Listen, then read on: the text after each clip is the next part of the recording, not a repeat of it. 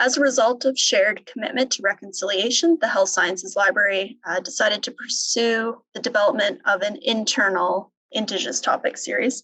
So with this presentation, we will share our experiences, the lessons learned, and the challenges associated with this series. So the internal topic series was developed in response to the Truth and Reconciliation Commission's calls to action, specifically Section 92.3. This section spoke to us in terms of what we could do internally within our library. So the committee was formed in 2019, and we are in our third year of running this series. We also acknowledge the TRC recommendations for healthcare professionals, clinicians, students, and education, and we recognize our role in supporting these. But to do so, we felt we needed to build internal capacity. So there are currently 25 full-time employees within HSL, comprising of the library assistants, librarians, archivists, and administration personnel. And we are part of the Faculty of Health Sciences. As our library is situated within the McMaster Children's Hospital, we have a strong connection to our hospital partners at Hamilton Health Sciences, and they have recently started to attend our session. So the topic series planning committee is comprised of 4 people, and the role of this committee is to identify themes and topics for our monthly sessions, select resources for these themes. We facilitate the sessions, we investigate access to the resources, and we communicate through email to our participants. So now I'm going to throw it over to Laura, who will talk about our approach. Thanks, Stephanie. So I guess something that may be familiar to many people in this audience, but really what we're trying to do with our approach is to place emphasis more on self-directed learning and discussion while prioritizing Indigenous voices within the resources we select. So participation is voluntary with supported time provided for both the committee to develop the resources, identify the sessions, but also for those that are the participants to complete the pre-work, whether it's reviewing the readings, listening to audio files, or watching videos, as well as, again, participation time is supported for just our monthly discussions. But in selecting our themes, we have moved towards shared decision-making. So some of this, as I said, like about our approach may seem familiar or kind of takes principles of self-directed learning as well as adult learning into account. So to get it started, though, we intentionally chose something that people within the library might have had experience. So while Stephanie described our population, we have to note that there are a number of people that have worked together for over 20 years within that library. So there's quite a few. I mean, I'm not quite that long there, but I'm there over 10 years. So there's a number of us that have been around for a while. So we decided to begin with looking at the circumstances of Michaela Salt. So it had that hospital, that health element to it. And Michaela Salt was a young girl from the New Credit First Nation with cancer who had been receiving treatment at MacKids. So through the resources we chose, we were able to look at this from multiple perspectives. So fortunately, there were videos posted about Michaela, or of Michaela sharing her experience. We had videos and audio file of her parents. There was commentary from child welfare, from healthcare. There was even a fantastic CBC radio episode that also looked at patient rights. So we learned so much. And then this ultimately led us into our next topic of exploration, which was Indian hospitals. So again, it was this knowing our audience, taking something to jump in with. So as we noted in the description of this talk, we do recognize and appreciate the burden of asking members of the Indigenous community, whether it's faculty, students, staff, to share their experience and to guide learning for our benefit. In response, we really do try to bring Indigenous voices into our discussions through the intentional selection of resources that are written by, created by, or produced by members of Indigenous communities. So it may be something from the CBC, but the Indigenous voice is at the forefront. At least one resource must have an Indigenous author, publisher, organization, or association to be clearly supported by the Indigenous community if it is otherwise commercially produced. So we recognize there's a few different variables. So to ensure, though, that all participants to ensure access for all participants, we look to resources that are freely available, and free being either through the various subscriptions of McMaster University or through local public libraries. We even found a public library that at the beginning of the pandemic opened up free access to anyone in the province of Ontario. So we do our digging.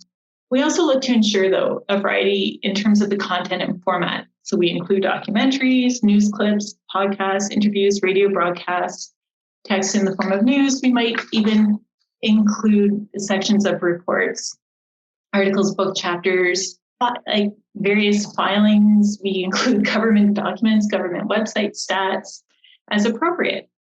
And we have, especially with the boil water advisory, when we took on water, we were heavily using maps and data from the government. So the combination, though, of resources should take no more than 1 hour to complete the homework or the pre-work before each session. But when it came to our book club selections and lengthier films and documentaries, we actually switched up our approach to selection by getting a list from our participants, soliciting ideas, and then we would go out, research for access, find the best way to handle things, and then put it out for a vote. So that's where we vary a little bit in terms of how we select. So this next slide, you'll see, this is just a very brief sampling of the different sources that we've used. So of course, Aboriginal People's Television Network, the news clips that are there, fantastic when we can provide different examples from it. We were looking at land claims and we were looking at treaties. So there's some great stuff that was going on to do with Caledonia and Six Nations that we were able to draw from. CBC, whether it's the CBC website, CBC Gem, CBC Radio, there is troves of material, including actually Indigenous curated collections and NFB videos. We've highlighted McIntyre Media, Canopy, and the National Film Board as those are resources that tend to be behind a subscription or a paywall.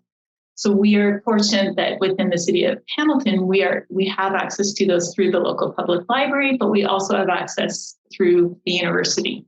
McIntyre Media, for those that are interested, we recently added 3 sets of curated collections of Indigenous videos on Indigenous topics that we are working our way through promoting and using in other formats. So again, there's so much here. We even use Indigenous artists like in galleries when we were exploring masks and mask making.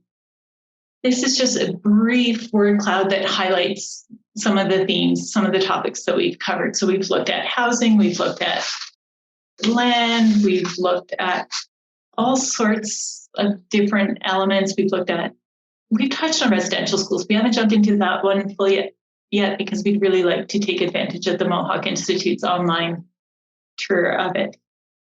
But what we find is that even with whether we're talking about dance, which we did most recently as a means of lightening up some of our topics, we do find ourselves getting into issues or threading through things like the UN Declaration on the Rights of Indigenous Peoples, the Royal Proclamation, the Indian Act, cultural genocide. We are able to thread all sorts of different topics, and tie it back to other sessions that we've had. So what's happened in the past, what's happening now, or even what continues to happen. Sometimes our topics bridge from one to another. In our most recent session, we actually looked at Two-Spirited as identity, and this is now prompting us for June to be looking at either origin and creation stories or the topic of blood quantum. So we do take a meandering path through this, but it is not meant to be a course. Again, it is self-directed, it's discussion driven. So personal and professional development, we are noticing lots of benefits out of this. People are highlighting how this is addressing their own personal knowledge gaps because we've created such a safe space. People are very open about saying, I lived through the 60s scoop. Why didn't I know about this? It is helping to, I believe, create a safer space for when we return to campus, as we will. So we're starting to go through these topics, having these open discussions. In terms of more practical and applied, though, we believe it is impacting our teaching. So when we're using different examples, when we're doing searches, like we are pulling in what we're learning as a means of helping communicate and use appropriate language. It's also obviously going to be influencing our service point interactions and even just understanding our library collection and how to present it, whether it's to students and researchers or to engage with it with the Indigenous community. So, some challenges. We intentionally decided to continue these sessions when the pandemic hit. So obviously there's Zoom, and more Zoom that is perhaps affecting things. There's pandemic stress and burden that has influenced our resource and topic selections over the past year, and it has also influenced attendance. Whether it is online or on site, thoughtful and open facilitation has to be a must. So sometimes that can be a bit exhausting with some of the topics that we take on. You are trying on multiple levels as a facilitator to integrate as we go. It can be difficult to maintain consistency and commitment. Participation rates fluctuate, responsibility of identifying and selecting resources, the current uncertainty that people are living under may, and also just the spontaneous meetings that we find people get pulled in. But we believe it is important to maintain consistency and to maintain connection with each other by continuing with this topic series. It is an opportunity for us to learn together and to step away from our regular roles. Some key takeaways are to prioritize Indigenous voices and use multiple resource formats, whether that's reading or video. Create a safe space. It's critical for discussion and reflection to allow people to be more open to share their ignorance with everyone else. Shared decision-making supports engagement. We found that throughout the series, allowing our participants to have more decision-making in what direction we take has definitely supported engagement and gotten people excited to attend. Encourage exploration. So we do provide a list of resources to read or watch before each session, but we also encourage them to look for more and recognize that the time commitment for planning and participation is quite a bit. And then we're planning for a hybrid online and on-site participation. So once we move back to campus, we will prioritize the online participation, as we have mentioned previously that our partners at HHS also attend our monthly sessions. So it'll be important to maintain that relationship. So our next steps, we plan on moving our resources and outlines to an internal LibGuide so that our staff and participants can look at past material. We are sharing our experiences with other interested groups. We'd like to document our informal approach for succession planning if any one of us moves off the committee. We have a summer book club in the works, and we'd also like to do virtual or offsite events, like Laura mentioned, the event at Six Nations.